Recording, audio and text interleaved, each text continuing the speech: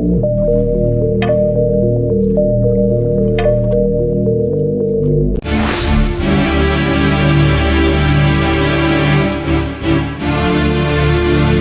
a secret lemonade drinker.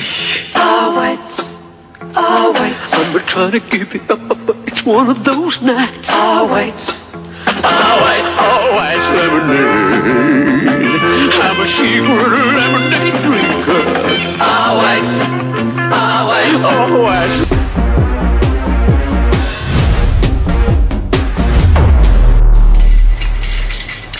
Well, I've come shopping to a very large Tesco's just there. It's in Ilford, which is in East London, and I bought 10 selected items. Let's just have a look at the price. £3 bag of flour, 31 pence. Half a dozen eggs, they're Class A, 22.5 pence. What's this? 4 beef burgers, find the price ticket, 49. A large Tetney tea bags, 68 pence. £2 of granulated sugar, 26. Some instant mashed potato, medium-sized packet, 17. Here is shoulder of lamb, knuckle for roasting. That costs 71.5 pence at 54 pence a pound. Half a dozen sausages, they're pork, 10 sausages, 50.5 pence. Over here, down in the bottom of the bag, got just 2 more items. The Gold Blend coffee, £1.16 pence, that's for the 4-ounce jar. And finally, for the pussycat, beef whiskers super meat, the small tin, 16.5 pence. Now, the total for that little lot, according to the till receipt, was £4.68 pence. Tony, are Tesco's the cheapest shop in the high street at the moment, or should they be? Well, they should be, because they're ploughing back £17 million they're saving by not giving stamps, and so they must be able to give reductions, obviously. But how cheap they are, it's almost impossible to say. It depends what you buy, as these ladies discovered. Now, you say they should be, Yes. but before people start writing in and phoning, which I hope they won't do, Yes. which they frequently do after our programmes, is that a nationwide thing, or will they... Right then. Hello there. Welcome back to Blighty Blighted. I've been having a proper look at the weekly shop receipts, and I tell you what, it's enough to make your eyes water, it really is. Over £20 for a roast joint of beef that would have cost me £3 not so long ago. £3. And don't get me started on the price of a pint of milk. When I was courting my dear wife, rest her soul, you could get your milk delivered fresh to the door for twopence. Twopence. The milkman knew everyone's name, tipped his cap, proper manners he had. These supermarkets today, it's all self-service machines beeping at you. No one to have a proper chat with. Everything's wrapped in plastic. None of that fresh smell of the baker's or the butcher's shop. Remember when the grocer would slice your cheese to order? When bread came wrapped in paper, not plastic bags. And the language you hear in these places now? Absolute filth coming out of youngsters' mouths. No respect. No decency. We never spoke to our elders like that. Never. You'd get a clip round the ear and sent to bed without supper. I miss those simpler times, I really do. When a pound note was worth something, when people looked after one another, when you could feed a family of 4 on 10 bob and have change left over for sweets on a Sunday.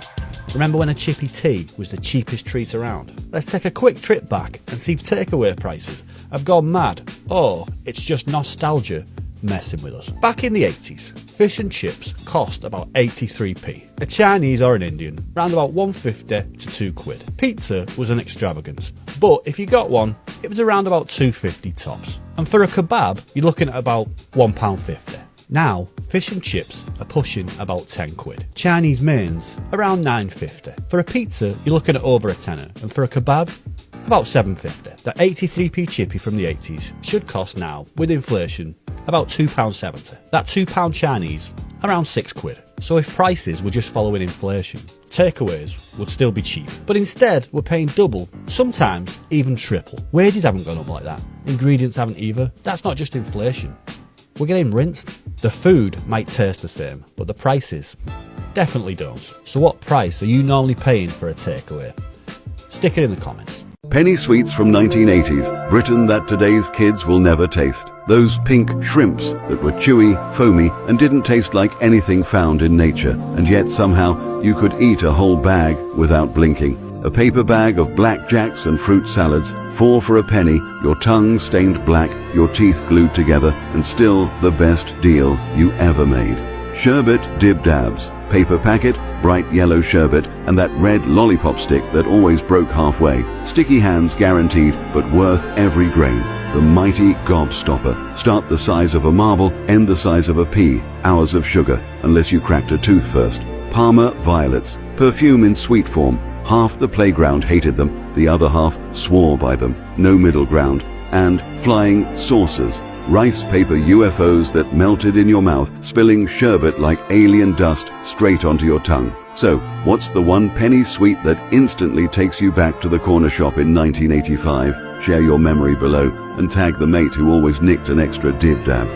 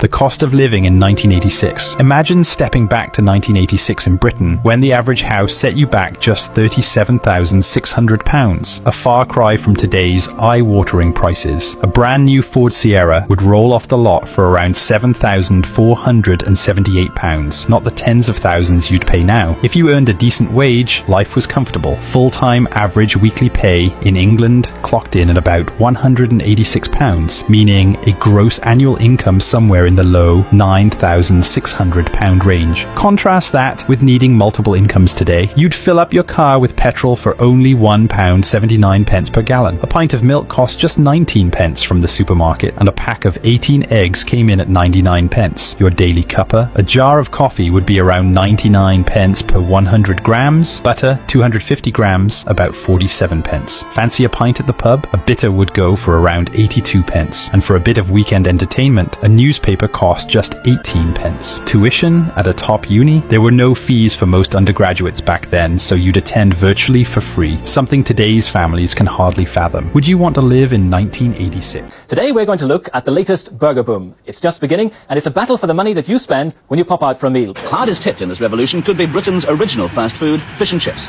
The high cost of fish makes the cheapest of the burgers just about the same price. But most experts I talk to think that whatever happens, there'll always be fish and chips.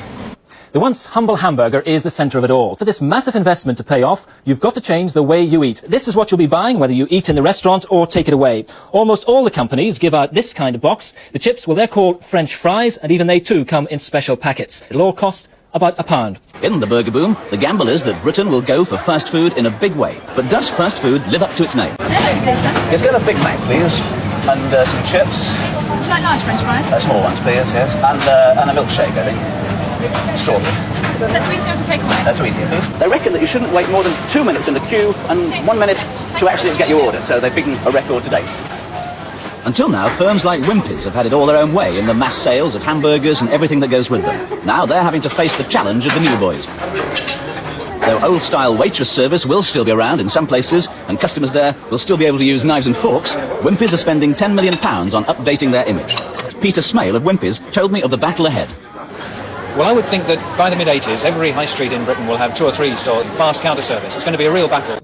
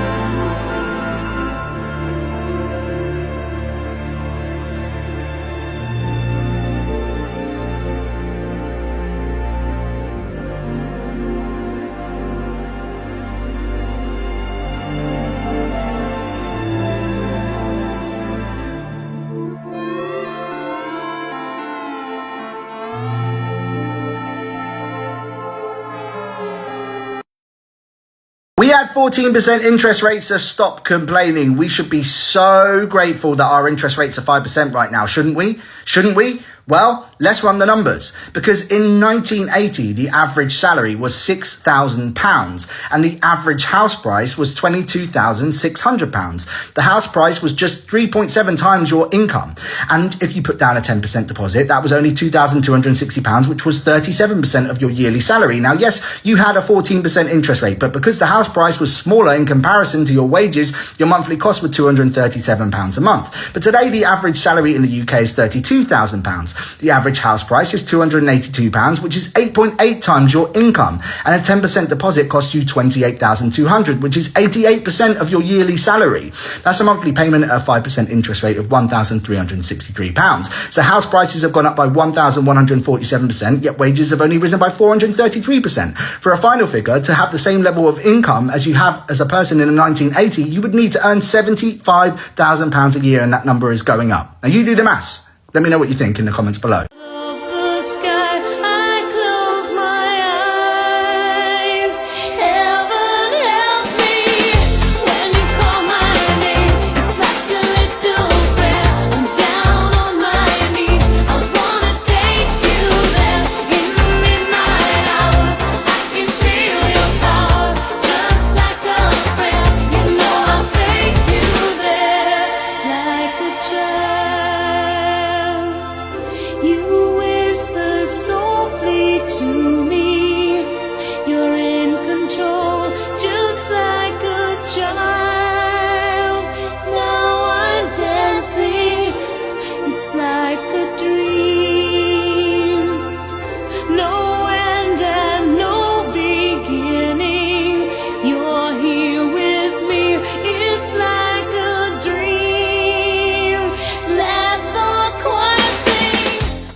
Good day, my man. Ma'am, yes. I'd like a Norfolk turkey, and it must be fresh. Norfolk turkey fresh, yes, ma'am. One coming up. There we are, ma'am. One nice Norfolk turkey, nice and fresh.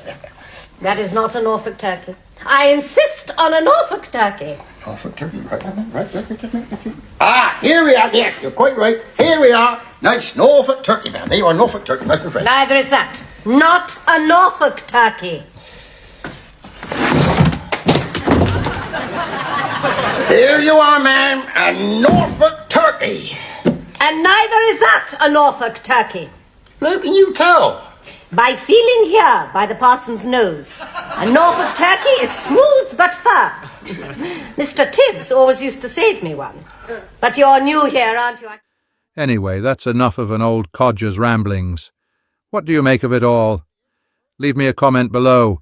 Proper English, mind you. See you in the next video. Cheerio.